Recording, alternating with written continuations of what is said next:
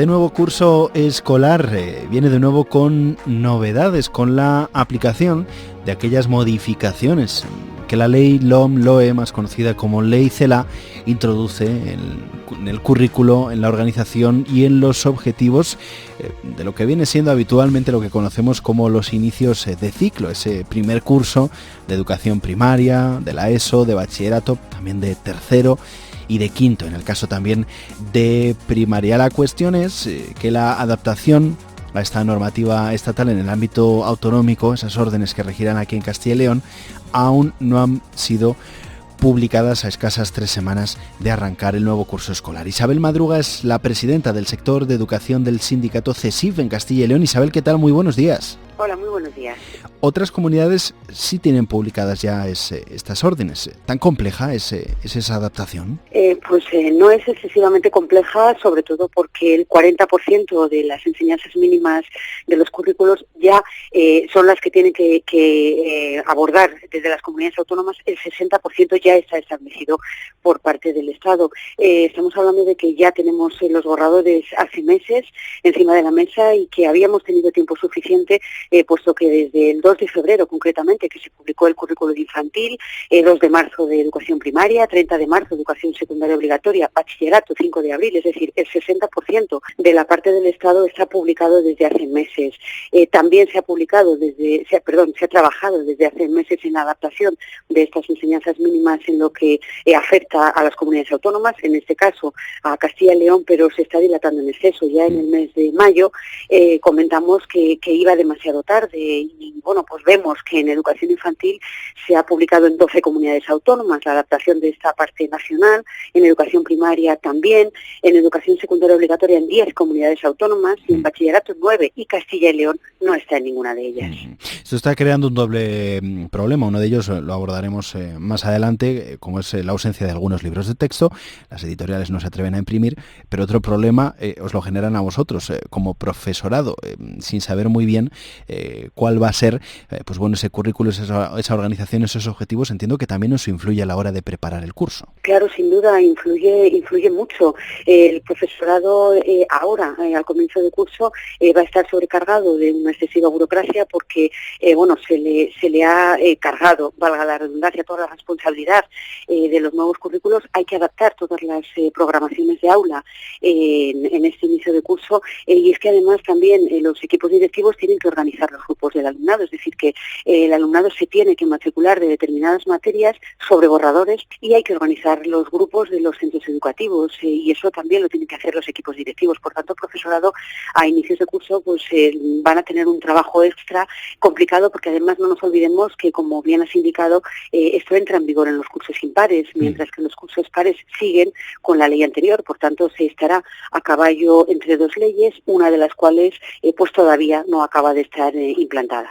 Hablaba de esa ausencia de algunos libros de texto. No sé cómo es preparar el nuevo curso sin tener esos libros de texto ya en la mano. No sé si les tenéis ya todos, algunos. Pues no, lamentablemente faltan muchos libros de texto.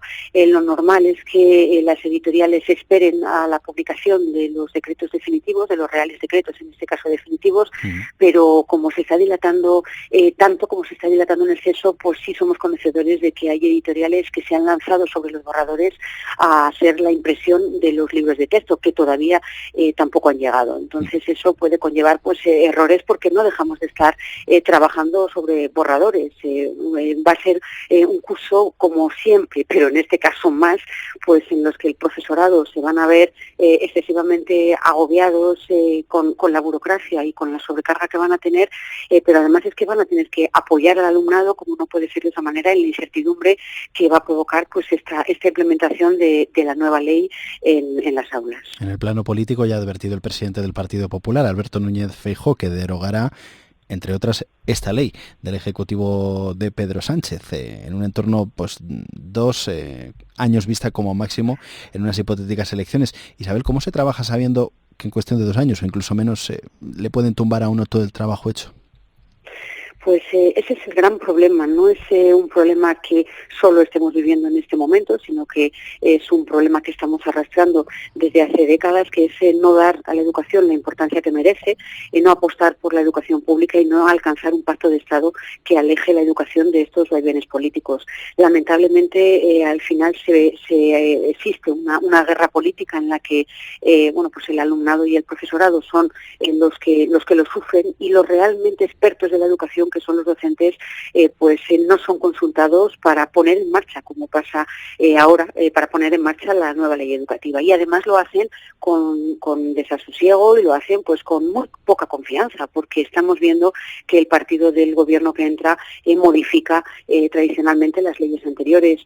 Esto es un despropósito absoluto y es una muestra de, como decimos, de la falta de reconocimiento de la educación, y además es que se pone el foco en cuestiones como reducir contenidos o facilitar aprobados del alumnado, falseando una mala preparación del alumnado, que no es así. Y para nosotros lo realmente importante pues es la educación, y es dar respuesta a los problemas endémicos que tiene la educación, que es pues las tasas de abandono, el fracaso escolar, pero no falseando estadísticas, sino de verdad. Y eso solo se puede hacer dotando de más recursos a la educación pública y también de más refuerzos. Medidas que son aclamadas por todo el colectivo, como la reducción de ratios, son sistemáticamente desoídas por parte de las administraciones educativas, tanto nacionales como autonómicas. Por tanto, el hecho de no escuchar al profesorado para hacer las leyes, que son los que la van a poner en práctica, creemos que es un error de base y además pues provoca, como decimos, este clima de desconfianza de que lo que implantamos este curso puede no estar en vigor, como bien decías, para los cursos siguientes. Hablas de refuerzos. ¿Se ha perdido una oportunidad, no considerando el mantener a esas plantillas reforzadas por el COVID-19? Sin duda, nosotros hemos demandado desde el comienzo de la pandemia que esos apoyos COVID se tenían que quedar en el sistema educativo porque hacían falta, porque eran necesarios, y creemos que se pierde una oportunidad porque además es que eran muy importantes para los apoyos desdobles y para un alivio en las ratios que se ha llevado a cabo en algunos centros. Por tanto, creemos que es un error el no haber mantenido estos equipos COVID, como sí han hecho otras comunidades autónomas como Andalucía. Sí creemos o esperamos que haya otras medidas relacionadas con reducción de ratios y reducción de horario lectivo en relación con un acuerdo que suscribimos el 24 de enero con la Administración, en el cual pues tiene que haber más docentes, tiene que haber una reducción de ratio en los primeros cursos. Entonces, bueno, esperamos que pueda compensar, en cierto modo, estos apoyos que sí que han existido durante estos dos cursos pasados. Isabel Madruga, presidenta del sector de educación de CESIF en Castilla y León, gracias por acompañarnos hoy en Herrera en COPE. Muchas gracias a vosotros por todo.